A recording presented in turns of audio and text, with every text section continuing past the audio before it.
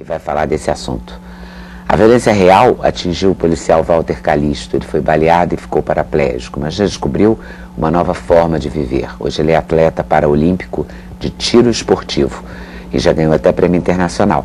Mas o esporte foi retirado do Parapan do Rio. A polícia, que a gente teve muito medo na ditadura, né? Agora tem muito... Agora eu tenho a maior admiração, porque eu acho incrível uma pessoa decidir ser policial no dia de hoje. Que o policial, né, é sempre um alvo, né? Em potencial. É vocacional isso. É vocacional? Sim. Não dá o medo danado, não, já que a gente está falando em medo, eu ia morrer de medo. O policial, quando sai para trabalhar, ele não sai pensando em ter um confronto na troca de tiro. Claro, e ele tem que preservar a sua vida. A primeira coisa que a gente aprende é preservar a nossa vida. Até porque a gente preservando a nossa vida, nós estamos defendendo também a nossa sociedade.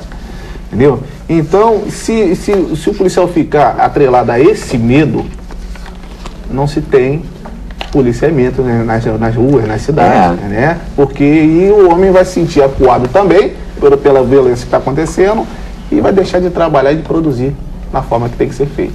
Entendeu? Então, é muito complicado hoje a profissão de policial militar, né, e policial civil. As pessoas que estão ligadas à área de segurança pública, é muito complicado, porque são alvos. Né, estão assim, digamos assim, à frente da visão da criminalidade, da bandidagem, da marginalidade. Então o policial militar, principalmente porque ele está fardado, ele é facilmente identificado. Aí que está o perigo.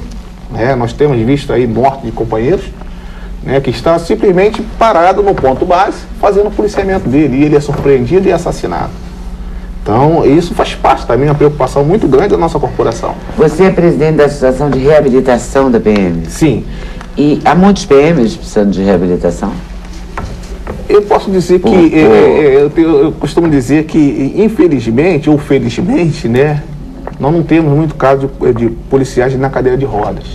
A gente não pode comemorar, né, uma vitória, porque em contrapartida, essa vitória é a derrota nossa.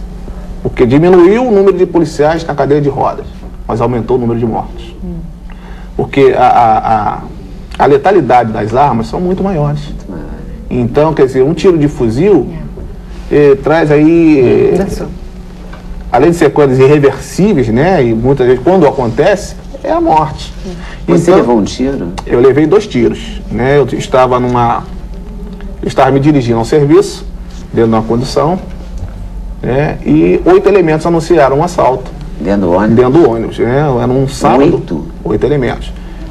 Depois eu fiquei sabendo que seriam 8, né? Porque eu escutei alguma coisa na frente do ônibus, eu estava no banco de trás, e eles anunciaram o assalto lá na frente.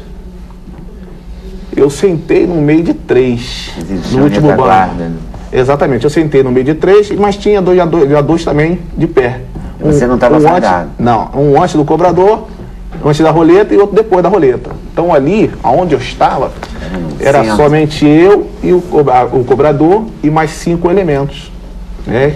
Que quando eles anunciaram o assalto, eles levantaram e já começaram a anunciar que nós seremos afropados. Sim, tinha que reagir, não tinha condição de não reagir. Pelo fato de eles já estavam se movimentando para vir para cima de mim, eu era o único estranho no meio deles, né? Você acha que eles sabiam que você era policial? Não, eles não sabiam. Iam descobrir? Sim, porque eles me avisaram que queriam me revistar. Então, eu vou te revistar, eu vou te dar uma geral. Quanto tempo tem isso?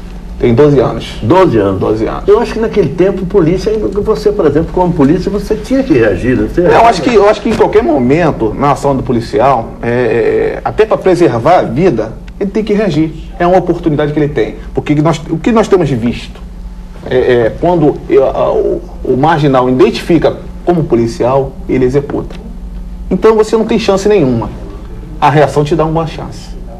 Mas para o cidadão comum você não consegue, não, para o cidadão comum não.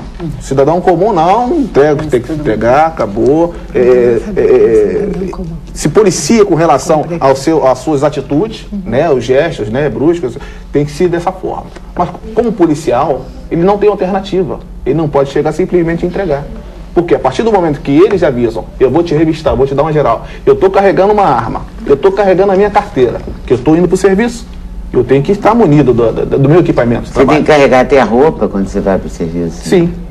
Né? Então, o que acontece? Ali foi a oportunidade porque que... Porque a carteira você pode dar um golpe, né? Botar debaixo da sola do tênis. Exato. Sei lá, você pode tentar se defender deles, mas a arma não pode ir, a farda não pode, porque é grande. Então, nós temos exemplos aí, companheiros, né, foram mortos, né, vieram para assaltar o carro, viu a farda do policial atrás do banco e executou esse policial. Então hoje a gente está vivendo uma situação, digamos assim, não podemos dizer que é medo, é de apreensão. O policial anda na rua apreensivo.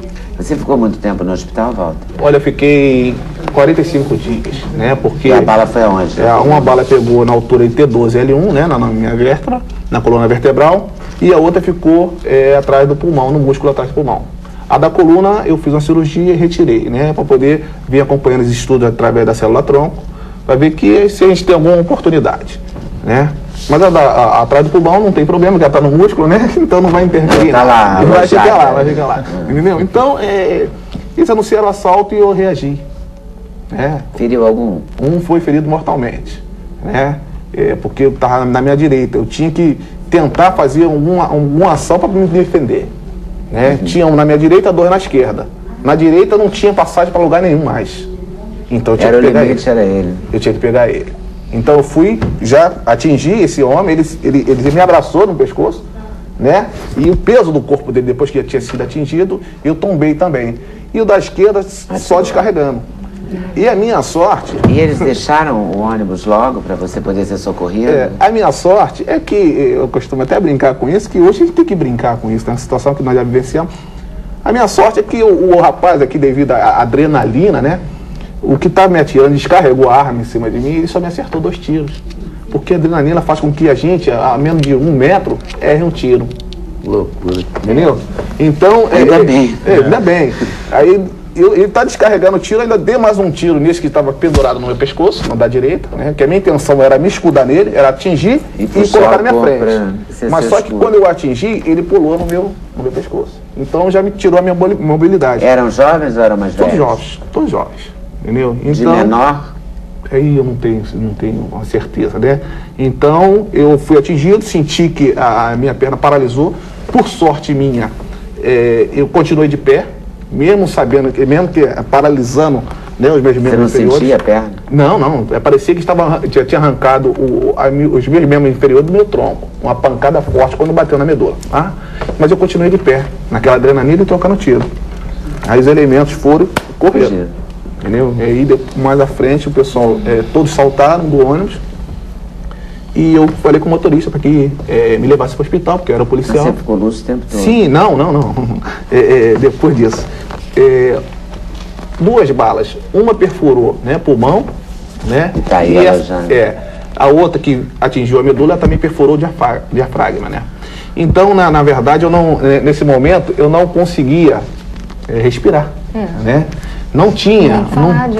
Não estava falando. Depois que aconteceu o entreveiro, eu não conseguia. Então, eu me empurrei, né? Eu estava de pé, o elemento já estava morto já. Eu me joguei para trás, fiquei sentado no banco, já perdendo as forças, me desfalecendo.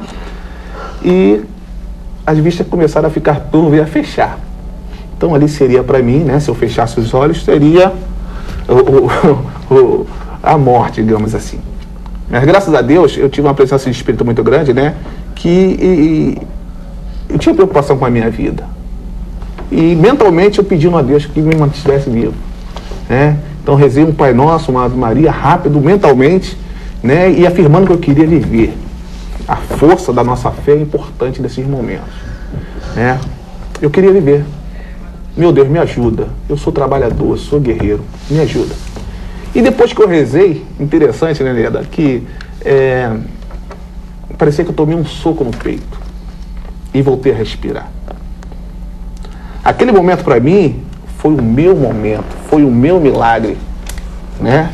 Eu me assustei, claro, com as coisas que estavam acontecendo, eu estava morrendo, já a vista fechando, e de repente eu voltei a respirar. E o ônibus estava andando? Não, o ônibus parado, a princípio, uma troca de tiro. É importante, né, que seja rápido. A princípio houve a troca de tiro, o motorista parou.